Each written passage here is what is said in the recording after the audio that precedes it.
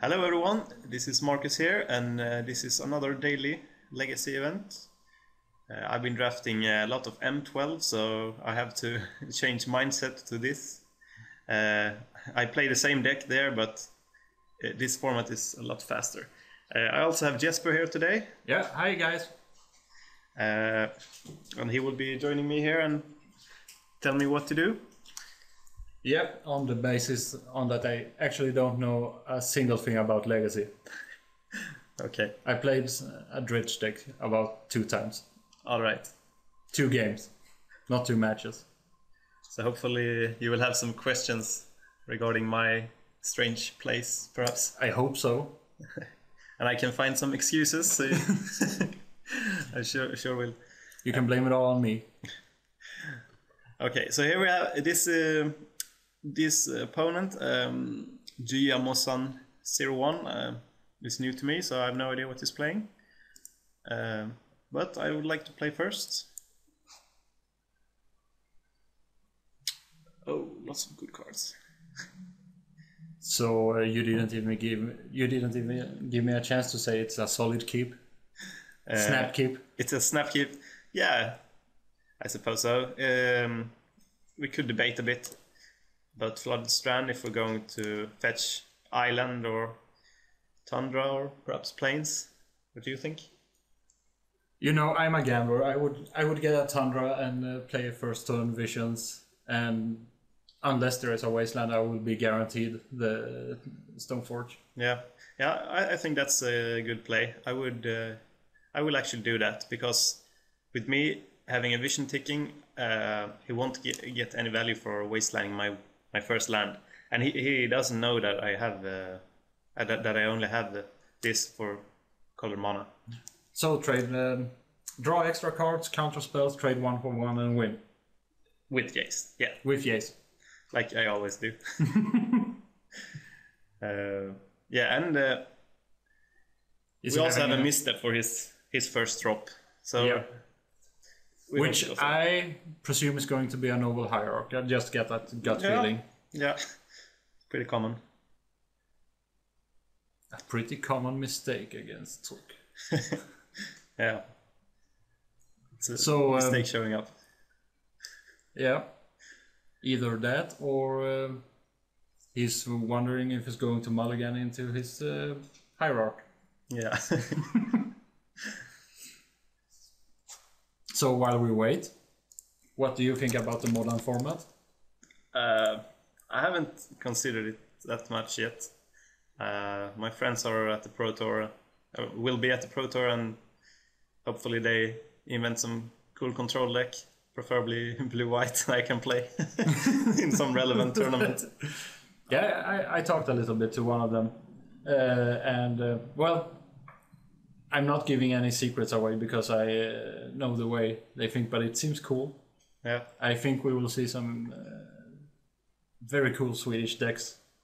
Oh, on the Pro Tour, but I think we only have 3 players qualified or something like that. Maybe 4. I guess someone won a PTQ in Norway. Yeah. Didn't Scale do that, or Spacelisk, or who was it? That's Swedish nicknames from our community, by the way. They don't have that name, Scale. Oh, everybody's named Spacelisk and Scale in Sweden. Yeah, but I don't know really. I think it's about 4 or 5. About 4 or 5, okay. 4 or 5 people, yeah.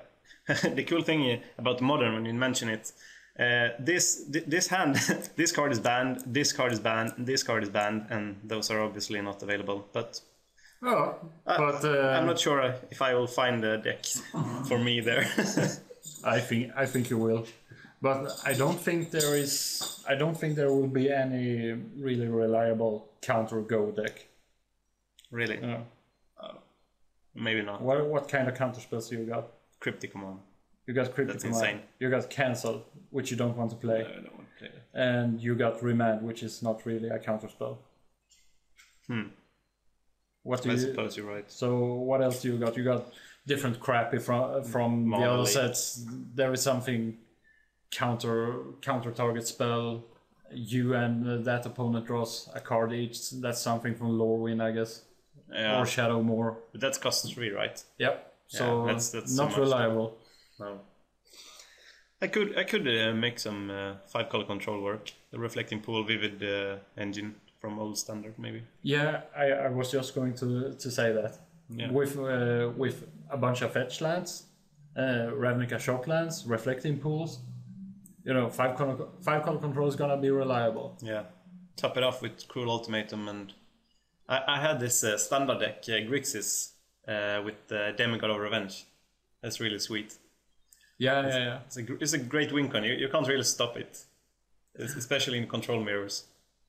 I also thought about that all in red, which I played. That deck only lost 1 card, I think, and that's the Chromox. Oh, yeah. But you got some rituals instead, maybe. Yeah, you got yet another ritual for 2 that gives you 3 red mana from M11, I think. Yeah. So 8 Blood Moons. Yeah, against my Reflecting Pool deck. Oh. Is he here yet? Okay. You think we should try and relog? Okay, we will be back after these commercials, and you can make a pause.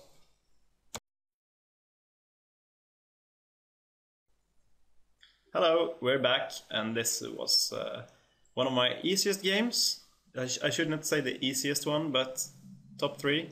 My opponent did not show up. Yeah. I would like to congratulate you on this win, Marcus. Thank you. You also mentioned that you made a change to your deck since the last Decktech, and the link to that Decktech I will include in the info about this video. So yeah, just check that. So you have changed the swords, right? Yeah. In my 25 cards, I want to have 3 equipments because 2 is usually enough, but one of those could be better or worse against some decks, and also the fact that a lot of people play removal for them, it makes me want to have 3 total and 2 main deck. That's what I feel is the right number. So I have played a Jitte main deck, but moved it to sideboard now, and I think I had sort of Feast and Famine here main deck. Yes, you had a Feast and Famine last time. So I really like Feast and Famine, but I'm gonna try this one out since a lot of people play them. I don't really like it, but I think I have to. Now that I know my deck pretty well, it will be much easier to evaluate a card if I actually play with it sometime. But if I can ask here, if we're just talking about the protection, the protection from blue should be much more relevant in Legacy in general than protection black, right? Yeah, you can say that. You will never have to worry about your equipped creature running into a click. No, that's one thing, but the most valuable protection is actually from my opponent's Jace. If you have the sword on any creature, Jace, first and foremost, he cannot bounce the creature, but he will also have problem to defend Jace, since you get the 2/2 bear, wolf actually, from this sword. Who are you kidding? It's a bear. Yeah, bear wolf. I kind of missed about the effects on the swords. I will miss the discard from Feast and Famine. That's the most relevant part from that sword, and it's really good against combo.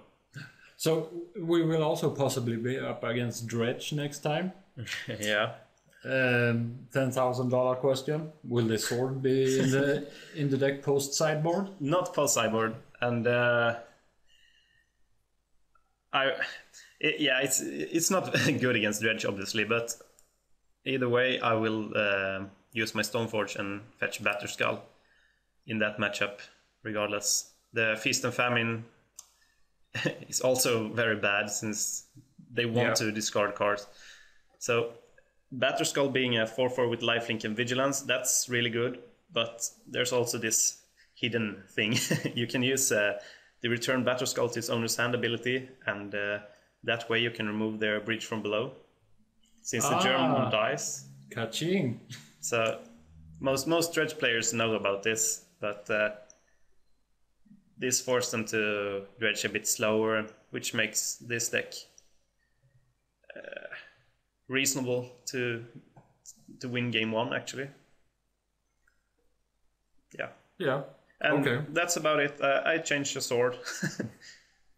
So hopefully we won't go up against Dredge, because we were hoping to provide you guys with more than 20 minutes game total. Yeah, but on the other hand, I really don't want to play against those Thought Foundry decks that have been popping up a lot. Oh, that seems slow and boring too. Yeah, but you know, I really have my hopes up for natural order aggressive deck. Yeah, because I think there's a lot of fun interactions between those two decks, our than theirs. Yeah, with interaction you mean me countering spells. Yeah, and drawing cards. You know, I really like it. Fun cards to counter. You're at best right. when you do that. Yeah.